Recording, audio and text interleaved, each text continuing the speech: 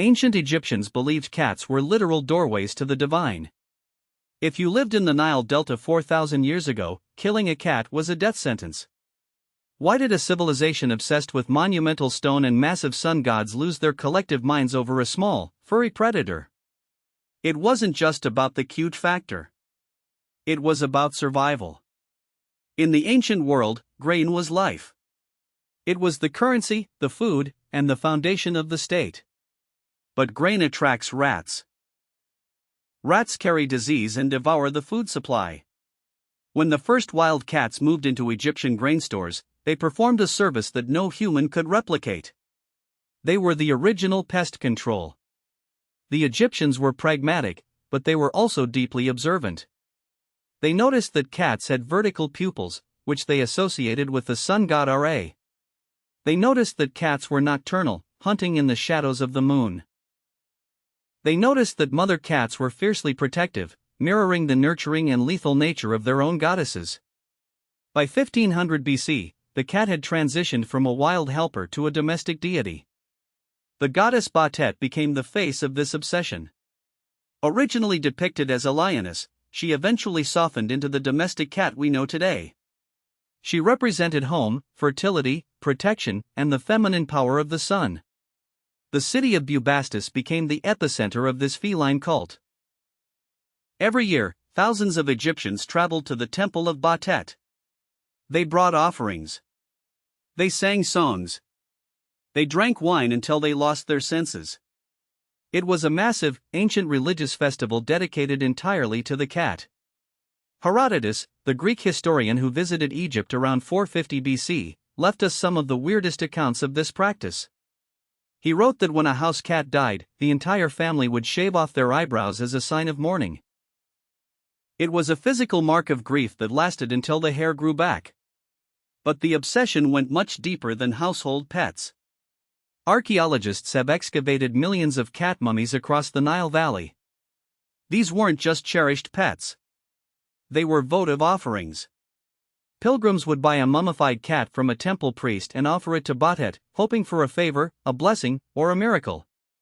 Chemical analysis of these mummies has revealed something darker, though.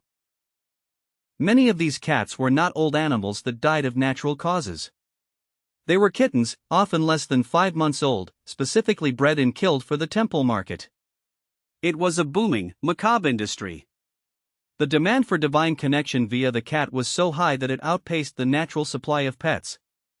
The Egyptians looked at the cat and saw a mirror. The cat was independent, yet loyal. It was affectionate, yet deadly. It was a hunter that kept the chaos of the desert away from the order of the hearth. To an Egyptian, the cat wasn't just an animal, it was a physical manifestation of the balance between the wild and the domestic. The Romans eventually banned the cult of Bastet in the 4th century AD as part of their drive to enforce Christianity across the empire. The temples were closed. The sacred cats were abandoned. The intense, thousands-year-old bond between the Egyptian people and their feline companions was forcibly severed. But look at the world today. We treat our cats with a level of indulgence that would make a pharaoh blush. We build them cat trees. We feed them premium diets. We spend billions of dollars on feline toys and medical care. We might not shave our eyebrows when they pass, but the dynamic hasn't changed all that much. We still see the same mystery in their eyes that the Egyptians saw. We still enjoy the quiet, watchful presence of an animal that doesn't need us to survive, yet chooses to sit in our laps. The Egyptians didn't worship cats because they were primitive or superstitious. They worshipped them because they recognized a unique, alien intelligence that had integrated itself into the human experience. They saw the cat as a bridge between the mortal world and the divine. Maybe we aren't so different. We call them pets, but deep down, we know who really runs the house. We have moved from temples to living rooms, but the cat remains exactly what it was in the shadow of the pyramids. It is a creature of the night, a guardian of the home, and a silent observer of our history. The cat is the only animal that successfully domesticated the human. And if you look closely at your own cat tonight, staring at something in the corner of the room that you can't see, you might start to wonder if the Egyptians weren't onto something after all.